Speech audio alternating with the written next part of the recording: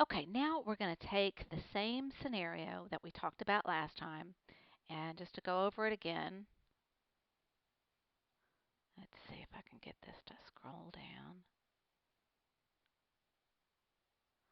Okay, so what we said was that Mike Brady conveyed different interests to his three sons. All right. To Greg, he conveyed his property. He conveyed a 50% undivided interest. To Peter, he conveyed a 30% undivided interest in the property. And to Bobby, he conveyed a 20% undivided interest in the property. So that means that what we did was we took their, and let's see, Greg had a 1/8 royalty or a 0.125 royalty. Peter had a 3/16 or a 0.1875 royalty. And Bobby had a 1/6 or 0.166666 ad infinitum interest. So in the lesson before, all we did was we took their royalty interest and we multiplied it times their mineral interest. And that gave us the numbers that we see on the screen above us. We'll go to that in a minute. But we're going to add a new element here. We're going to kick it up a notch. So now we're going to say, okay, these properties are now in a unit. So let's say that Mike Brady owned 160 acres in the northwest quarter. So this is the northwest quarter, and this is 160 acres. And Greg, Peter, and Bobby each own an undivided interest in this 160 acres. But now we want to drill a well. And the State Conservation Commission says, well, you can only drill one well. And they have different rules, but in this case, we'll say it's a gas well. So you can only drill one well in a 640 acres, or in a section. So now we're going to add another multiplication, and that is that we're going to take the royalty interest times the mineral interest times their share of the interest in the unit. So it's going to be times the net acres, that's the 160, over the unit acres. Okay, so that's how we're going to do the calculation if we are in a unit. So this would be 160 for the net acres in this particular hypothetical and 640 for the next acres. Now you can just look at this diagram and see that that is 1/4. The northwest quarter, there's 4 quarter sections in the section, so this is 1/4 or a 0.25. So that is the decimals that we're going to use up in this calculation. All right, so you got the scenario down. Now what I'm going to do is I'm going to borrow from what I used last time. So last time we took the mineral interest times the royalty interest for Greg's 0.125, and then we did the same thing. We multiplied the remaining interest. So this was a 1/8, this is a 7/8 times 0.50, and that's going to give us that 0.4375.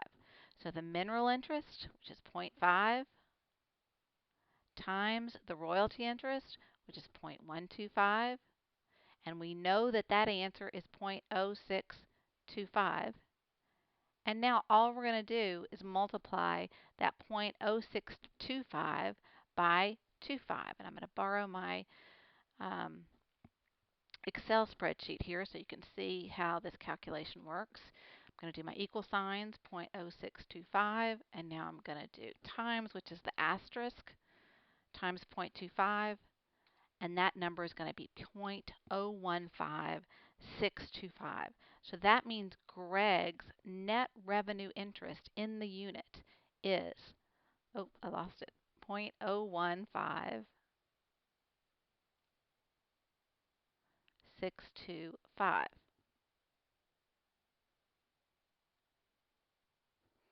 Okay, then we're going to multiply the lessee's interest.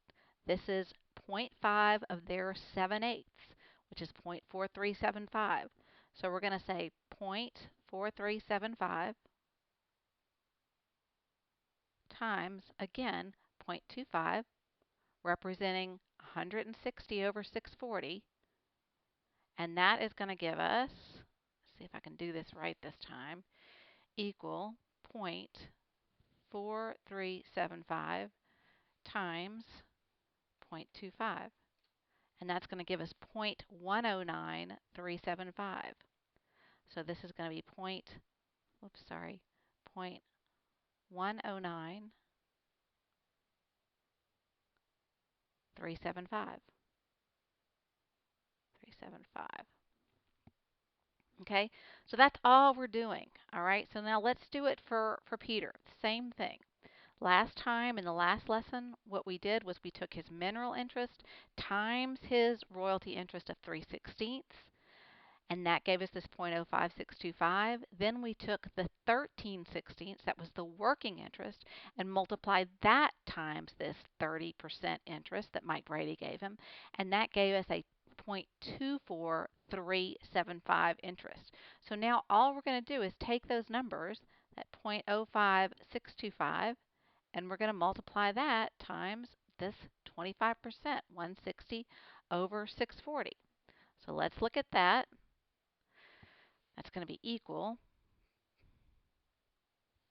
0.05625 times 0.25, and that's going to give us 0.014063.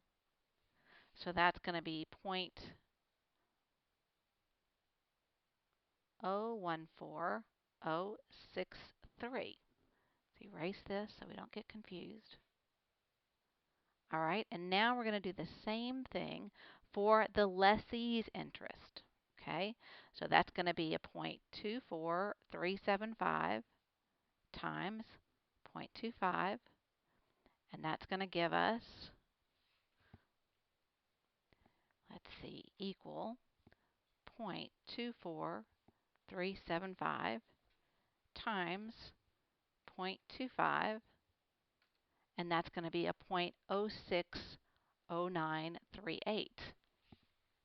So over here, we're going to write 0.060938. So Peter's interest in the unit is a 0.014063 net revenue interest, and the lessee's interest in the unit for Peter is a 0.060938. Now we're just going to do the same thing that we did with Greg and Peter. We're going to do with Bobby. So we're going to take the point, let's see, 0.0333334 times this 0.25. Let's see if I can show you on here.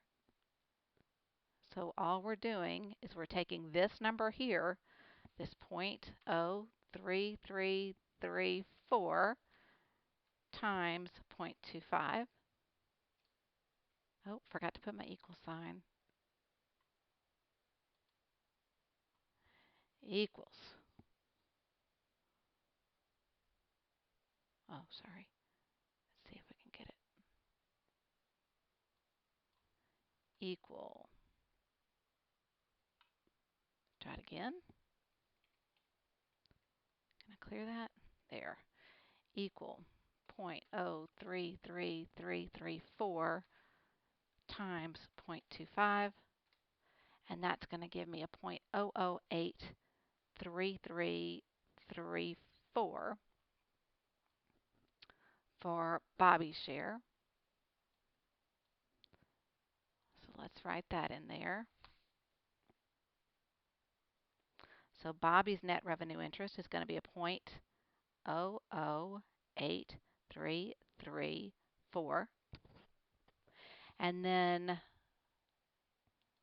the lessee's interest is going to be, we're going to take that 0.16666